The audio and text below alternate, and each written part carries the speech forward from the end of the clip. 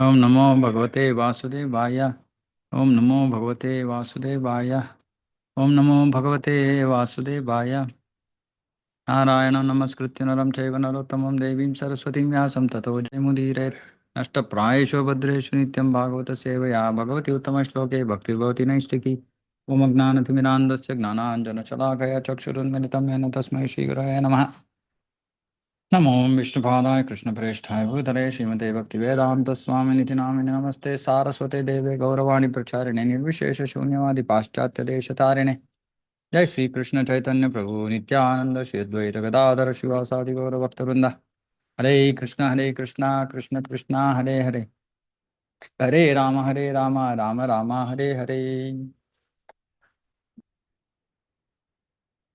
Reading from Srimad Bhagavatam, Canto 9, Chapter 4, Verse 65. ये दारागारपुत्राप्त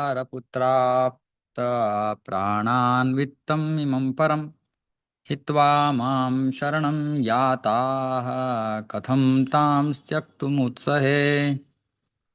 Since pure devotees give up their homes, wives, children, relatives, riches, and even their lives simply to serve me without any desire for material improvement in this life or in the next, how can I give up such devotees at any time?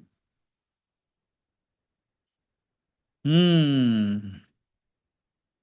Hmm. Pure devotees give up everything, even their lives, simply to serve Krishna, without any desire for material improvement in this life or in the next. So, Krishna is saying, how can I give up such devotees at any time? Hmm. Supreme Person of Godhead is worshipped by the words Brahmanya Devaya Go Brahmana Hitaya Cha. Thus, he is the well-wisher of the Brahmanas. Durvasa Muni was certainly a very great Brahmana, but he was because he was a non-devotee, he could not sacrifice everything in devotional service. So, we should understand this. If we are a devotee, so the converse of this statement, what is the statement saying? Because he was a non-devotee, he could not sacrifice everything. So, what is the converse of this? If one is a devotee, he should be ready to sacrifice everything for Krishna. Oh, no, no, no, no. This my home, my money, my wealth, my children, my. That means that we have still not reached this stage of pure devotion. Great mystic yogis are actually self-interested. Swarthis. Great mystic yogis. The proof is that when Durvasa Muni created a demon to kill Maharaja Ambarīṣa, the king stayed fixed in his place, praying to the Supreme Lord and depending solely and wholly on him. Whereas when Durvasa Muni was chased by the Sudarshana Chakra by the supreme will of the Lord, he was so perturbed that he fled all over the world and tried to take shelter in every nook and corner of the universe. Amazing, amazing statement. If at all we are ever confused about how does a pure devotee deal with difficult situations, this is the answer. Sometimes, many times, we are asked saying that, should we do something when there is a difficulty? Now, obviously, it's not that Ambarīṣa Maharaj, for simple things in his life, that he was dependent on Krishna. No, obviously, he was a king, he had to do his kingly duties, etc. But this situation was way beyond him. Not from a power perspective, because he was dealing with a powerful Brahmana. And he was on the basis of dharma, he thought that, okay, this is beyond me. So let me just depend on Krishna. Let him do whatever he wants. Hmm. So he stayed fixed in his place. He did not go anywhere. He did not think. He did not consult. He did not do anything. Hmm. But Durvasa Muni ran all over the universe just because he wanted to save himself, just because he was attached to his body. Such a stark difference, and he's a great Brahmana. So there's no comparison between a Brahmana and a Vaishnava. And we've spoken about this multiple times. Vaishnavas are expected to be Brahmanas.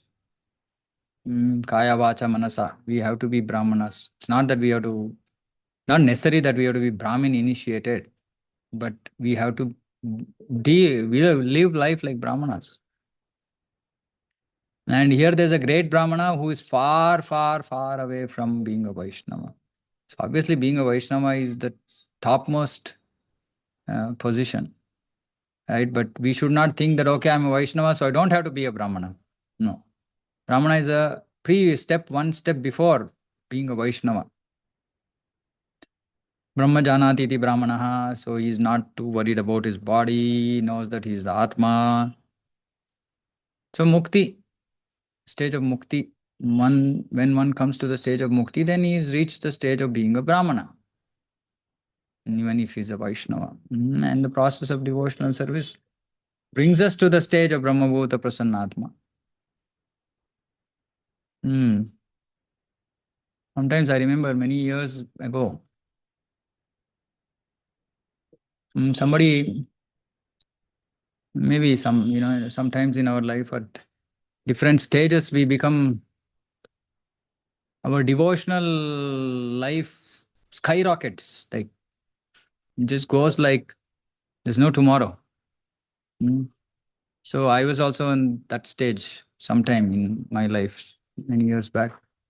And then, some devotees had also commented, saying that, like recognizing that happiness that I was experiencing, maybe every aspect of devotion that is there to be experienced. But then life doesn't remain the same, because then there are anarthas to be removed, and then there are so many things to be done to become pure. So sometimes there can be challenges. I shouldn't say there can be challenges, there will be challenges. And when there are challenges, we should remain like Ambarīṣa, fixed in our position. Yeah, for us, fixed doesn't mean that, okay, I just keep quiet and not talk to anybody. No. For us, fixed means fixed in the position of doing our devotion, our activities of devotion. So this is very, very important, that Ambarīṣa Mahārāja just remained fixed in his, he was just thinking about Krishna, and he just remained fixed in that process. And Prabhupada is saying, depending solely and wholly on him, whatever you want to do. Of course, he are praying to the Supreme Lord doesn't mean that he was asking for anything. He's just remembering the Supreme Lord, that's all. Sometimes, devotees understand that, really there is nothing beyond Krishna. No other hope in this material world. And devotees simply depend on Krishna and say, Krishna, whatever you want, let it happen. So we have to depend solely and wholly on him. And again, we should not confuse this statement. Solely and wholly doesn't mean that we stop depending on Guru. Not like that. That we don't depend on any other means. Okay, if somebody is unwell, maybe we might go to a doctor, but we don't depend on the doctor. We depend on Krishna. Whereas people like Durvasa Muni will keep running from pillar to post. Run, try this, try that, do something else, do something, do that, do this. So we have to remain fixed like Ambarīṣa Mahārāja. And this is very, very important, amazing lesson. At last, in fear of his life, Durvasa Muni had fear, Jiva Bhaya. He was afraid of death. So he approached Lord Brahma, Lord Shiva, and ultimately the Supreme Person of Godhead. He was so interested in his own body that he wanted to kill the body of a Vaishnava. See that. These are the statements that, yeah, we know this. When we read this, yeah. But, that realization that, he was trying to protect his body, not just protect his body, at the cost of the body of a Vaishnava. Such a grave offense. Therefore, he did not have very good intelligence. And how can an unintelligent person be delivered by the Supreme Person of Godhead? Of course, it doesn't mean that we need intelligence to be delivered. We just need sincerity and surrender. We might not have intelligence. That's okay. The Lord certainly tries to give all protection to his devotees who have given up everything for the sake of serving him. Now, why Prabhupada is saying the Lord certainly tries, not gives protection, but here Prabhupada is saying he tries to give all protection. Sometimes,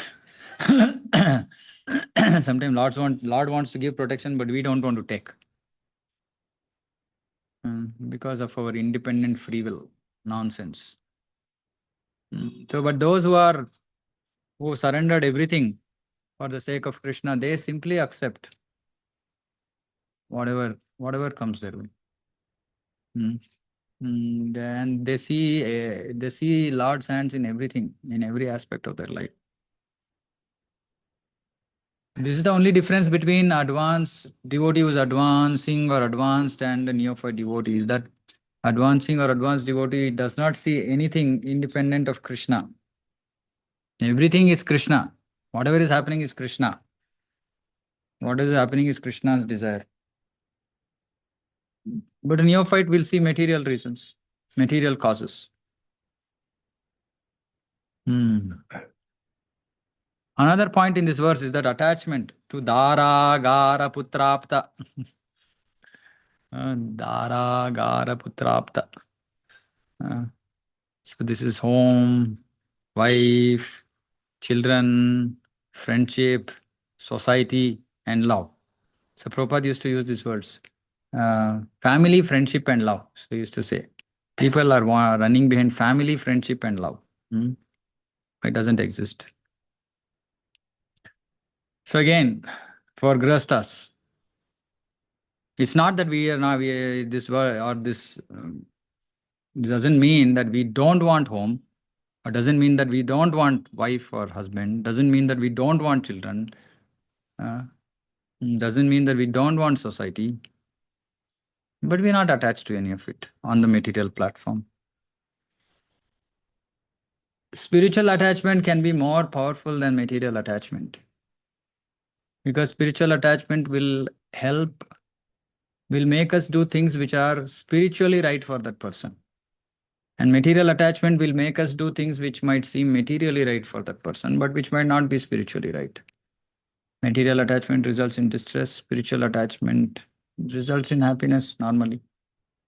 For example, if suppose we are attached to, say, parents, and parents have to leave this world at some point of time. But if we are attached spiritually, and if we were able to give, assuming that they were not in Krishna consciousness, and we help them to come into Krishna consciousness, then that is a reason for bliss when they leave their body. So when we convert this material attachment to spiritual attachment, there is no bondage. I want to clarify this. I've been having some conversations. Devotees are saying that marriage means bondage. No, who said? Who said marriage is bondage? Marriage is a means for purification. We should understand this. Marriage means purification. Beating. You have to get beaten properly. Because otherwise we'll have some or the other desire somewhere in the corner of our heart, which is going to bring us back again. So marriage purifies us. Because it's not easy. I'm saying, frankly, marriage is not easy, right? But marriage is for purification. So even if it is difficult, it is good for us. Somehow devotees don't seem to understand this truth. Like I was saying yesterday also, many devotees, they're trying to run away from saying, no, boys, girls, everybody. But the whole process of marriage, the institute of marriage, is actually to purify us, to make sure that we stop having any kind of material attachment, hope that we are going to be materially happy in this world. So it's very, very important, very, very required institute for most devotees to make progress, most devotees. Definitely those in female body, because of the innate attachment that the female body brings. And for most males also, except for those few very, very fortunate souls who are beyond marriage, right? Brahmacharis and sannyasis. But for most people, most devotees, men, marriage is an absolute necessity. So we should not think that, oh, no, no, no, this verse is not saying no home, no wife, no children, no friendship. It's saying no attachment to home, no attachment to wife, no attachment to children, etc. Hmm. And if there is attachment, material attachment, that is not the way to achieve the favor of the Lord, because then we become grihamedhis. One who is attached to hearth and home for material pleasure cannot become a pure devotee. One more statement I'm going to make. One who is averse to hearth and home cannot become a pure devotee. So, bhakti is not, path of gnana is rejection. The path of bhakti is yukta vairagya. This simple philosophy is very, very difficult for devotees to understand. Everybody thinks that, no, just vairagya, just giving up is the means. No, giving up is not the means. And Arjuna was trying hard to do that. He wanted to give up his duty. Now, giving up duty is not going to give us Krishna prema. Doing duty, but still being devoted to Krishna will give us Krishna prema. Doing duty as a matter of duty. So, which is why I keep telling devotees, go back and read Bhagavad Gita. Don't think that, we are above Bhagavad Gita. Because yesterday I was doing some translation, Kannada translation of the fifth chapter, I think 14th verse or something. Amazing statement Prabhupada makes, like this, saying that, it's not that we have to run away from the institute, but we have to run away from being materially attached. That's the whole point. And it's an art. It just doesn't come just like that. Because if you are not materially interested, we become disinterested. We become like a stone. No. And that happens only when we see people around us material from material vision. When we see people around us as atmas, as those who have to somehow come into service of Krishna, then we don't look at them like that. Then there is no running away. Then we see that as an opportunity to preach, etc., etc. So it's very easy, but it's difficult. One of the things that I keep thinking about, why is Krishna conscious difficult? Because we want to make it difficult. Because of our stupid mind. Today morning, suddenly my mind started like, showing some disinterest. Generally, sometimes crazy mind does all kinds of things. Then I realized saying that, okay, potential fall down. So then what should we do? We should remember those devotees. I remember those devotees who have enthusiasm in devotion. And then, then after I came here, then came to the center and then, started Mangalarti, then mind settled down. Right? So we can't say, because this stupid mind is very, very problematic. Gives too much trouble. So that is why we make things difficult for ourselves. Otherwise, it's not difficult. I was thinking, how difficult is it to just hear the name? It's difficult because the mind doesn't let us do. So it becomes difficult. So this mind has to be controlled, but the process of controlling the mind is devotion. So somehow, what should we do then? We should focus our mind on hearing. Could be kirtan, could be katha. We should engage our mind in those services which can absorb us. Because mind needs purification, and then we have to engage in whatever service that will give us maximum purification. And then automatically, then once mind starts coming under control, then life becomes so easy. Material world becomes so easy.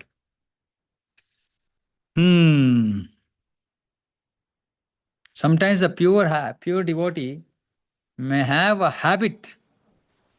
See, very, very up. Prabhupada, that's why, like dissecting, dissecting our psyche. Sometimes a pure devotee may have a habit or attraction for wife, children, and home, but at the same time wants to serve the Supreme Lord to the best of his ability.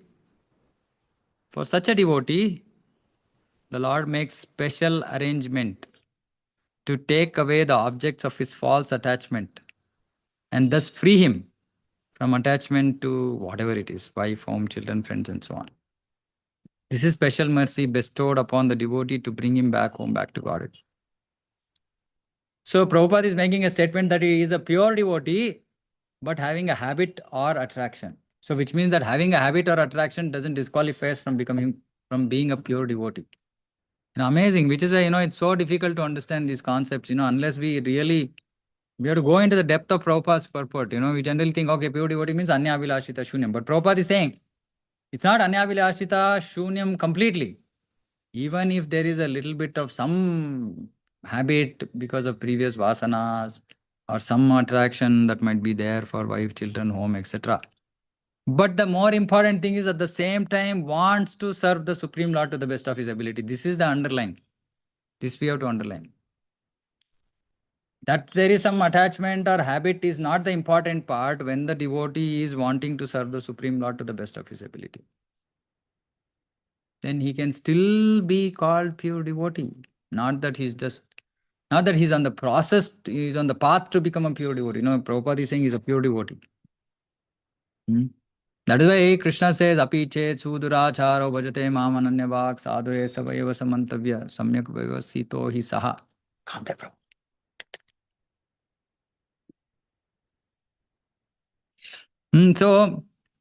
So this is very important, right? So we should just always desire to serve Krishna to the best of our ability, right? Then what happens, even if there are some limitations, it's okay. We will overcome it because devotion is so powerful. So we will be able to overcome. And the Lord might show some special mercy also. Mm. Might take away those things. Or give those things. Give those things which we are averse to. Give it and make us pure. Krishna is amazing, So we cannot imagine how he functions. If somebody is unnecessarily overly detached, which is not going to help them achieve perfection because they have aversion. Then Krishna puts them into a situation where they will have to accept it. And some are attached, and Krishna will take away. So Krishna will do both based on our situation. But this is applicable only for those who want to serve Krishna to the best of their ability and are pure in their intentions, but are stuck due to some anarthas. Amazing purport.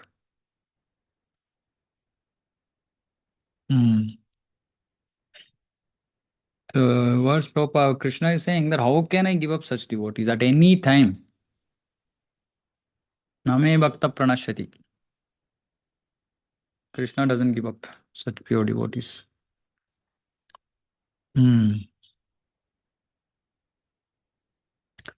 मयि निर्बद्ध हृदयाः साधवः समदर्शनाः वशे कुर्वन्ति मां भक्त्या सत्स्त्रियः सत्पतिं यथा.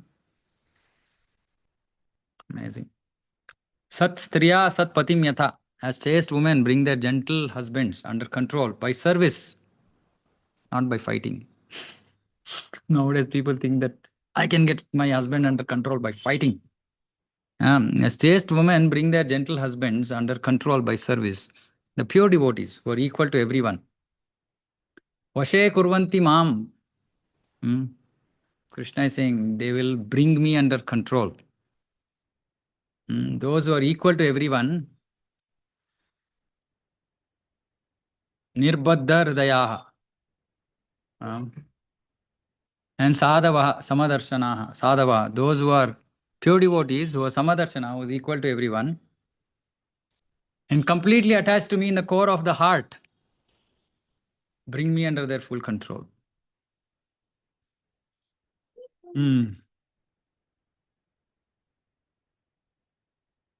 What is the meaning of completely attached to Krishna? Being completely attached to Krishna in the core of the heart?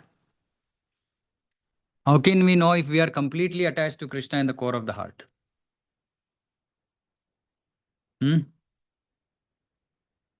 Anybody? How do we know if one is completely attached to Krishna in the core of the heart? Simple. Total disattachment from material states. Total vairagya from material platform. Just now I've been saying that there is no vairagya. It is yukta vairagya. Vairagya actually. Okay, so when you say completely attached to Krishna in the core of the heart, that means that there is no space for material things in the heart. There is no space. Meaning there's only Krishna, Krishna, Krishna. And we being completely attached in the core of the heart doesn't mean that we just become Gosthyanandis. Bhajananandis, right? We just, not that we will say, okay, we go to Vrindavan, Mayapur, and I'll just sit and chant Hare Krishna. No, that's not our parampara.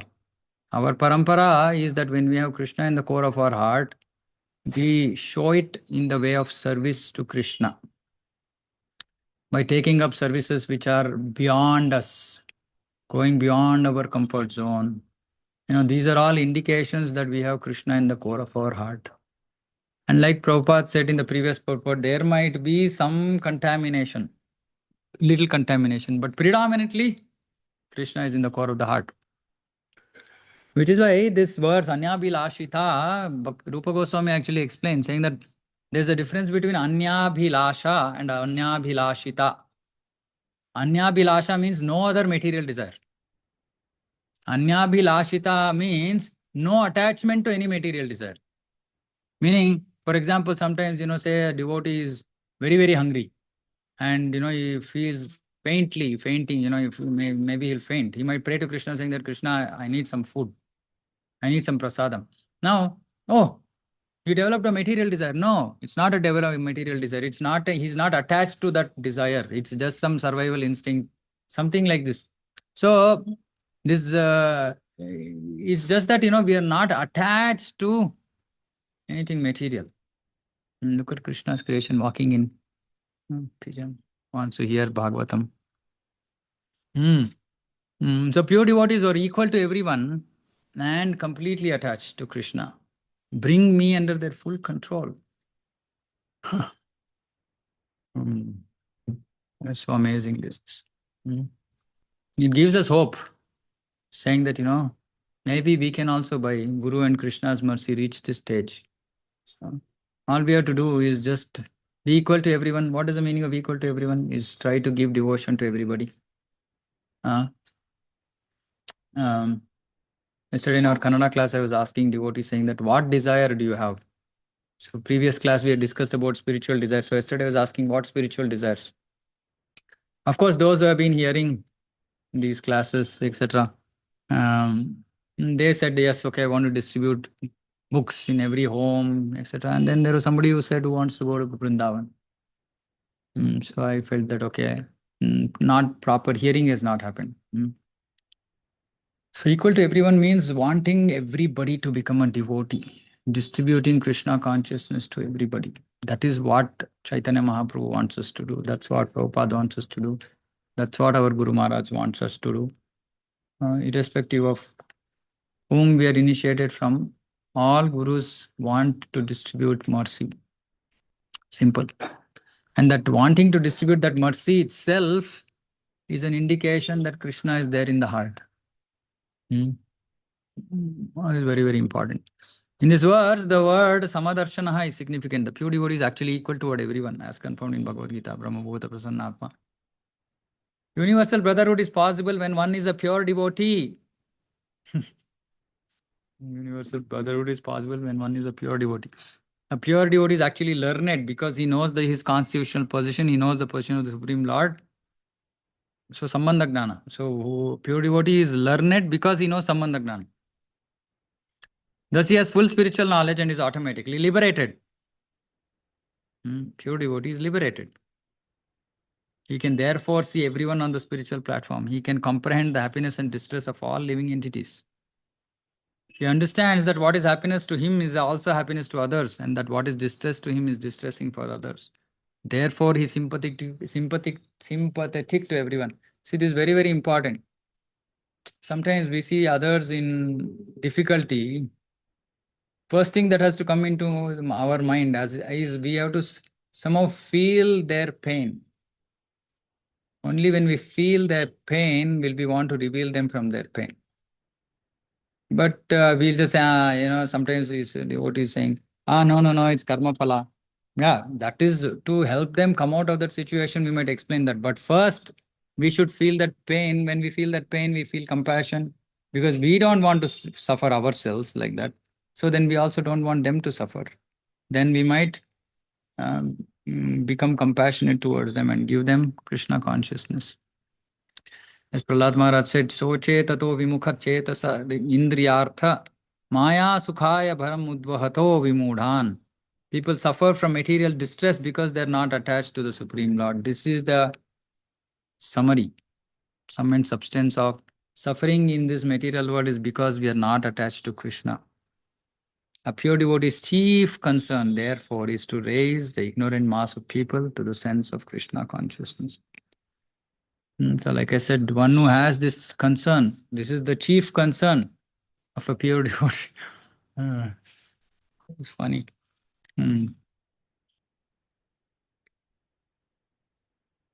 So something I was thinking, I got answered. So our chief concern should be to raise the ignorant mass of people to the sense of Krishna consciousness. And that is a sign of a pure devotee. And to be able to do that, there might be lots of challenges, lots of headache, as we call it materially. We might have a lot of headache to deal with.